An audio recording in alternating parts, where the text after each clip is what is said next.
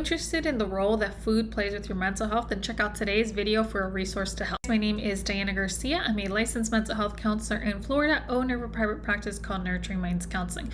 Today is my monthly book therapy series. If you're new around here, it's a series where I pick one mental health self-help book to recommend, summarize, and at least 3 key insights just in case you never pick up the book. So let's jump into this month's pick. So this month's pick, as you can see, is Eat to Beat Depression and Anxiety, Nourish Your Way to Better Mental Health in 6 Weeks by Dr. Drew Ramsey. Dr. Ramsey is a psychiatrist, a nutritional psychiatrist. So first off, what's a psychiatrist? Because I get this question all the time. A psychiatrist is a doctor, so they went to medical school, hence the MD, but their specialty is psychiatry. So instead of like a cardiologist with a focus on the heart, a psychiatrist clearly focuses on mental health. Dr. Ramsey really does a lot of focus on nutritional psychiatry, so he focuses on the role of food and mental health, which is this book, one of his books, which is really helpful. We're going to dive into today. So as you can see from the screen, the book is broken down into 2 parts. Part 1 is chapters 1 through 5, Eating for Optimal Health. I will say part 1 is a little bit more of the nerdier side.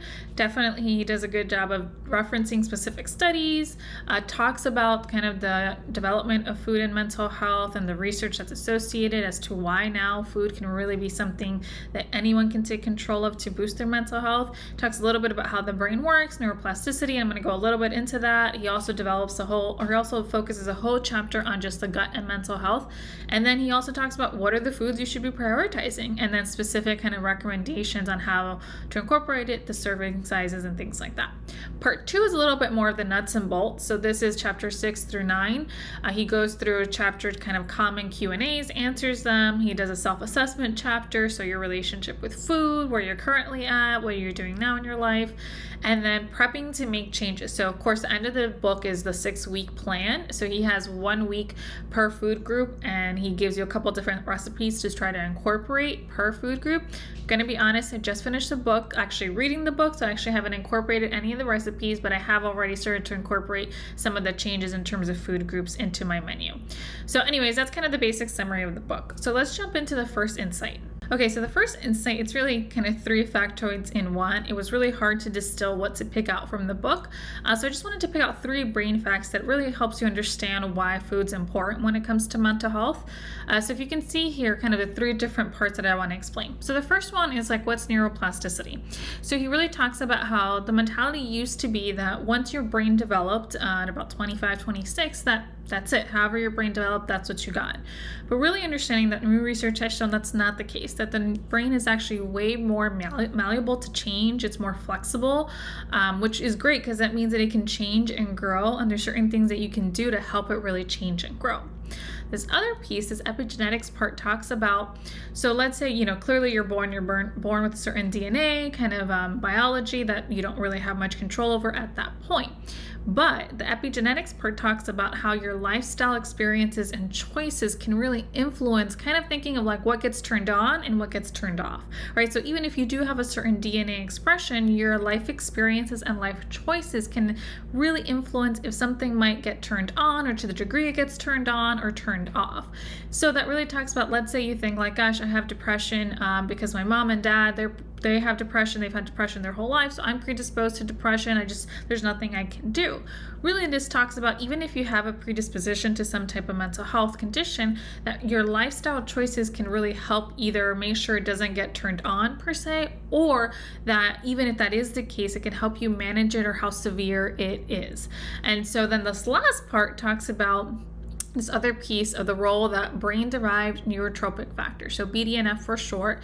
It's kind of like this chemical when we're thinking of mental health. So like common chemicals that people associate with mental health, kind of serotonin, dopamine. He talks about that new research is also pointing to BDNF as another kind of chemical that we should really be focusing on. Pretty much what it is, it's a brain-growing protein. It's kind of like Miracle-Gro for your brain. And the great part is that there's certain foods that you can take that help produce BDNF. So he talks about not only is BDNF like helpful in terms of making brain cells grow, but it's also helpful as a protective factor when certain toxins enter your brain. So again, if we think about all this connected, if you understand the role that food plays in terms of not only BDNF, but like as an epigenetic factor and ultimately as neuroplasticity, you understand that you have way more autonomy and choice in terms of what you put in your mouth to really impact your mental health. And again, I'm only thinking about food and mental health, so understanding certain foods can really improve your overall mood and well-being. like now to let me know that you feel really hopeful about this first insight and you're encouraged to start making some changes. All right, the second insight is really focusing on the importance of gut health.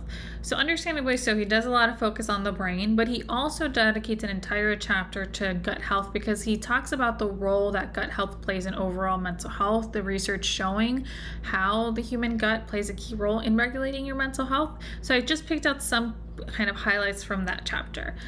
Talking a little bit how the GI tract is home to hundreds of millions of neurons that send messages to your nervous system. It actually has the largest numbers of neurons outside of your brain. Talks about how it's really important for the gut and brain to have this communication. That's vital for just overall well-being, particularly well-being when it comes to your mental health.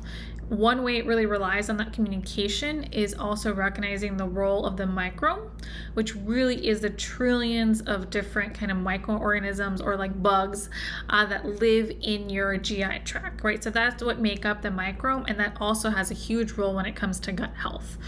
The goal really when we're thinking of the microbe or to stay healthy when regards to gut health is to have a diverse microbe. One way to do that is to have more good bugs or probiotics. The goal he talks about is really ingesting certain foods, certain probiotics to make sure you're really boosting up that diversity in your gut health. He also talks about kind of the majority of serotonin neurons are actually located in the gut, right? Serotonin is key when it comes to regulating your mood and just overall understanding how the gut can play a role in inflammation and stress response. So just really talking about that. Yes, the brain is important for mental health and the food that you ingest helps with that. Understandably so, though, he also talking about how the gut is also a huge player when it comes to mental health, and there's also certain foods you can prioritize to really help when it comes to your gut. The last insight is really about the foods that you should be prioritizing to beat depression and anxiety. All right, so here we go. First one, he talks about leafy greens. So power players, he talks about when it comes to leafy greens, kale and seafood, but really he talks about leafy greens or any kind of greens, purple greens as well, or purple kind of lettuce and things like that, kale, anything that falls in that category, that's what we should be prioritizing when it comes to food and mental health. I'm not going to go into the specifics of what kind of food boosts which nutrient because that's going to get way too dense for me to explain each one, but just kind of the recommended serving, as you can see here, 2 to 3 cups of leafy greens per day and 1 small serving of seafood per week. So the next couple slides, I encourage you to either do screenshots because these are really important. You can actually start applying this to your life right away. Another food category, rainbow fruits and veggies. So really he talks about like eating the rainbow on your plate. So if you have a salad, trying to see if you can incorporate as many different colored fruits and vegetables, or in general, same thing if you're having a smoothie, if you can try to incorporate as many different types of different colors of fruits and vegetables, because then you're kind of hitting different types of nutrients. Power players in this category, he talks about red peppers and avocados. And as you can see here, the recommended consumption is 2 to 3 cups per day of a mix of rainbow plants. All right, next one is seafood. So again, he talks about the importance of seafood. Power players in this category, wild salmon, anchovies, mussels, recommended 2 to 4 servings per week. In the actual kind of recipes, he gives different suggestions for seafood, kind of some easy recipes to start incorporating seafood because he understands that not everyone's a seafood fan, as well as acknowledging that certain spices really help with certain seafood if you are not a big fan of the taste of seafood. And he talks about, even if it's not your favorite, really trying to find some small ways to incorporate seafood because they are really important when it comes to overall mental health. This kind of group of categories, nuts, beans, and seeds. So he talks about the role of trying to prioritize that in your meals, particularly power players, pepitas, or pumpkin seeds, cashews, red beans. The goal is to have 1/2 to 1 cup of nuts and or beans and 1 tablespoon of seeds per day.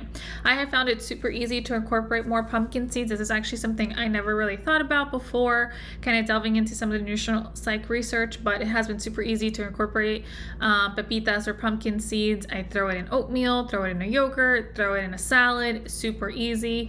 And so he talks about with beans, trying to also get different types of variety when it comes to beans, because that's also going to help just also your palate, your taste palette, to see what you enjoy. Next food category, meat. So the primary kind of power player, grass-fed beef and liver, recommended consumption 3 servings per week. So kind of talks about different kind of recommendations, how you can incorporate that, understanding if you are a vegan or vegetarian. he respects that clearly. So understanding other ways of getting a little bit more of the nutrients that you wouldn't get from this category for not eating meat. Also understanding if you're having way more than 3 servings per week, how you can start to kind of maybe incorporate some more of the seafood or other kind of proteins when it comes to this category. Okay, next category, eggs and dairy. Power players in this category: eggs, fermented dairy, unsweetened yogurt, or kefir. Really recommendation, 5 to 7 eggs per week, 3 to 5 servings of dairy per week, ideally fermented. So kind of the kefir yogurts that you'll see, which really depends on the consistency that you like. Some are a little bit more kind of milkish, smoother, some a little bit more yogurt consistency. So you figure out which one you like, but really trying to incorporate more of the fermented dairy when it comes to the dairy category, and eggs, I guess, just how you enjoy them. Next, kind of last 2 categories, top food categories, the good microbe bugs. Power players, again, kefir, miso, sauerkraut. The goal to try to incorporate 3 to 5 servings of fermented foods per week. Again, he gives different recipes, different suggestions, and how you can actually do that. I really appreciate that in the recipes that he does try to give you different types of options, how you can go about it, because the goal is just to slowly start to incorporate some of these in ways that are sustainable for you. And then last one, I think my favorite food category for depression and anxiety, dark chocolate. So of course, dark chocolate could go ways you can incorporate, or the recommendation is 3 to 5 servings, 3 ounces, and 3 ounce servings per week.